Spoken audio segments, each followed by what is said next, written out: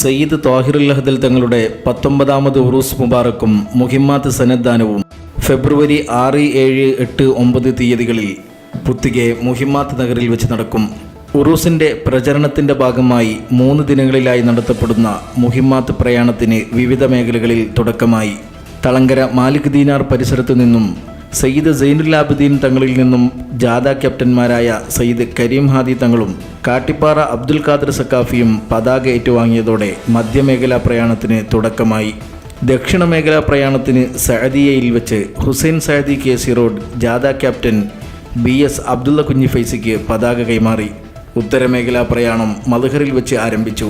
മൂസൽ മദനി തലക്കി ജാഥ ക്യാപ്റ്റൻ പള്ളങ്കോട് അബ്ദുൽ ഖാദർ മദനിക്ക് പതാക കൈമാറി. 450 കേന്ദ്രങ്ങളിൽ പര്യടനത്തിന് ശേഷം വെള്ളിയാഴ്ച രാത്രി പ്രയാണം സമാപിക്കും. News bureau, Muhimmath.